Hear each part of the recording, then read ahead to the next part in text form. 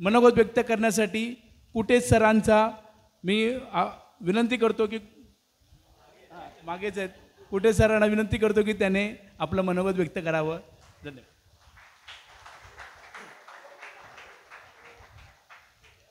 सन्माननीय मंचकावरील मान्यवर, समोर बसलेले विद्यार्थी मित्रमैत्रिणींनो, आपण आपल्या आयुष्यामध्ये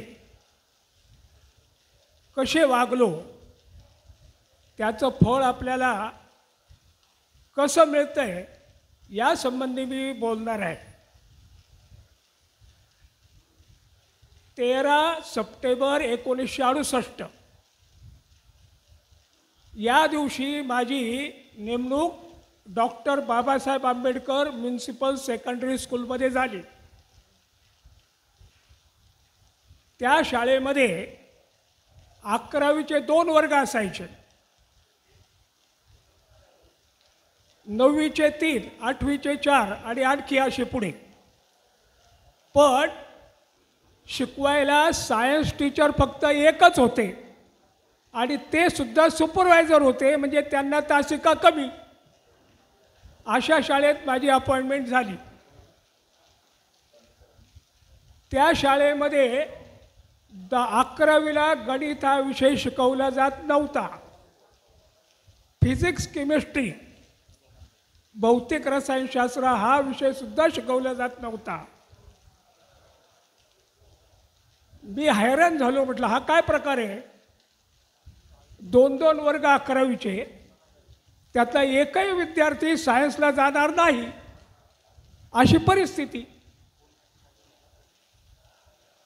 तेव्हा मी त्या सुपरवायझर आणि हेडमिस्टर मॉमेडन बाई होती. त्यांना म्हटलं हा काय प्रकार आहे? अहो ते म्हटलं शिकवायलाच कोणी नाही.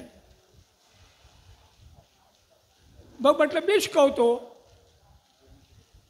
तर पुढच्याच वर्षी, कारण त्या वर्षी मी सप्टेंबरमध्ये गेलो होतो, त्यामुळे त्या वर्षी ते विषय सुरू केले नाही.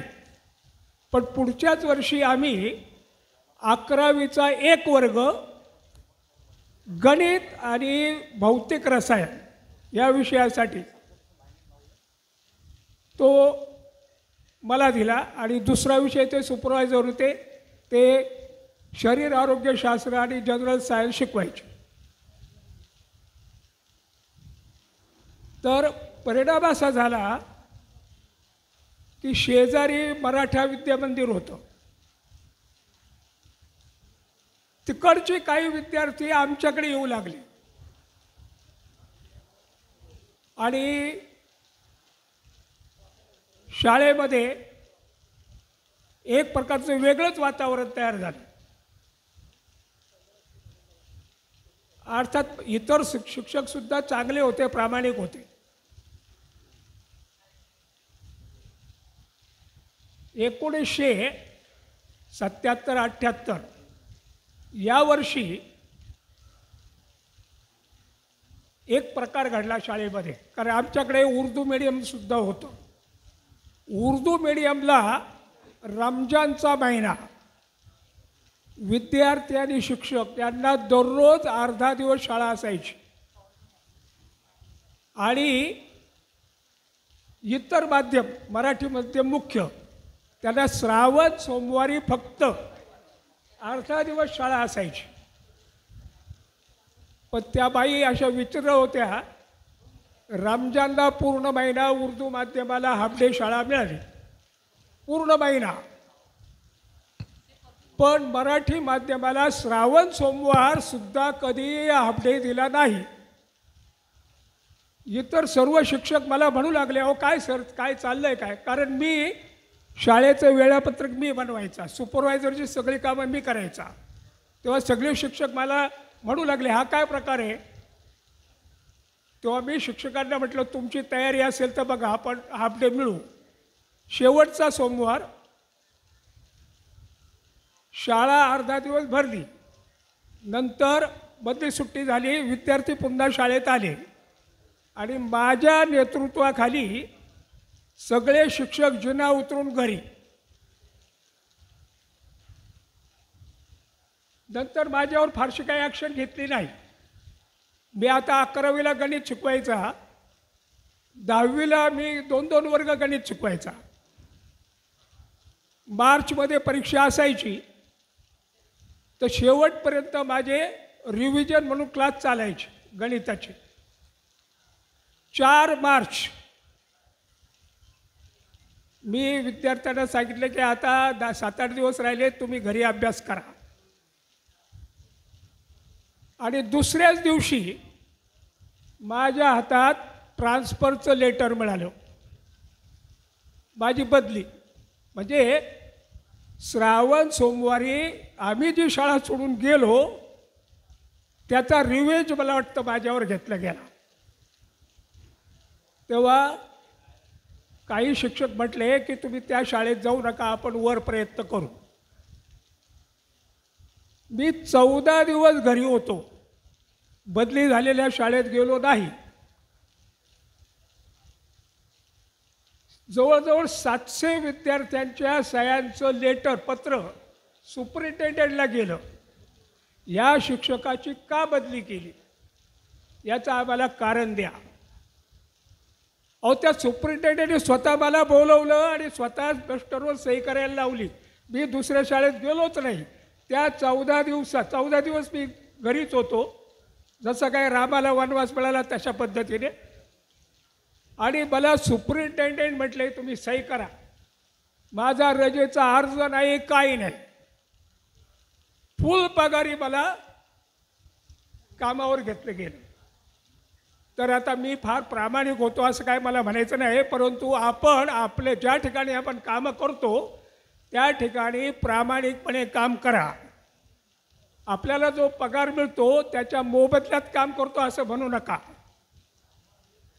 तर प्रामाणिकपणे काम केलं तर त्याचं चीज होतं, हे मी तुम्हाला आत्ता सांगितलेलं आहे.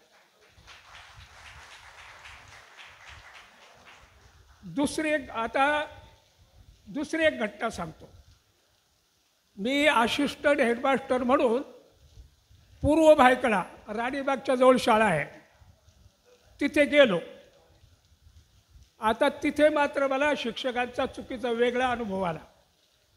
7-8 शिक्षक असे होते, लेडीज आणि जेंट्स दोन्ही मिळून. शाळेत किती लेट यायचं, काय व्हायचं. तिथे एक हेडमास्टर होते, त्यांचंही लक्ष नसायचं. त्यांचा विषय दुसऱ्याच एक लेडी शिकवायच्या, त्या कधी वर्गावरच जायच्या नाही. आणि अशा शाळेत माझी बदली झाली.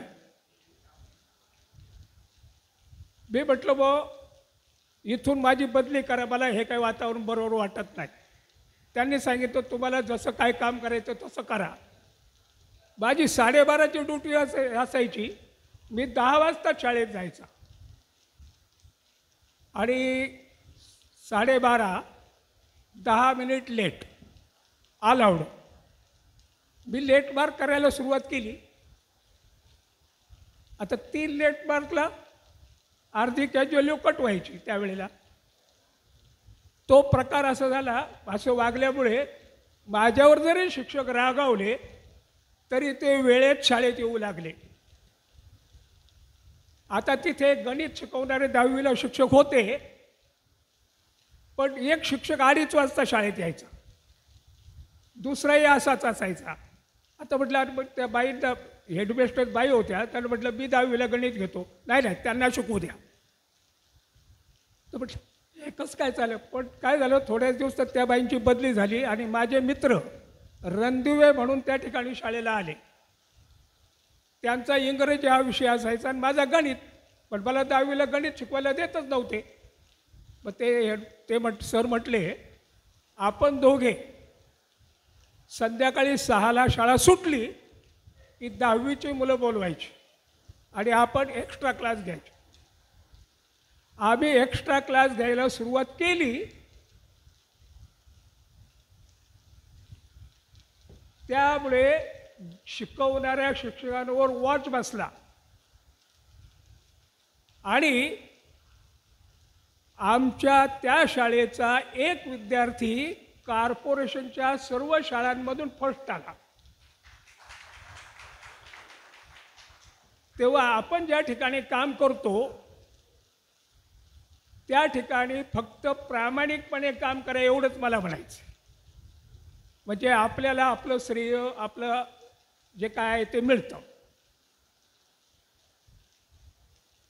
गणिताची कमिटी नेमली गेली कॉर्पोरेशनमध्ये. देरूरकर म्हणून यस ब्रिजच्या शाळेमध्ये हेडमास्टर होते. ते पण फार शिस्तप्रिय होते, चांगला रिझल्ट लावायचे. तर गणिताची कमिटी केली, त्यात ते मुख्य, आणि त्यांनी पहिलं नाव माझं घेतलं. आणि मग आम्ही काही प्रश्नपत्रिका तयार करायचे, काय करायचे, वेगवेगळ्या शाळांना पाठवायचे. त्यामुळे कॉर्पोरेशनचा रिझल्ट आपोआप वाढला. कारण गणित आणि इंग्रजी हे मुख्य विषय असायचे. त्या विषयाचा रिझल्ट वाढला की शाळेचा रिझल्ट वाढला. तेव्हा या पद्धतीने आम्ही काम केलेलं आहे.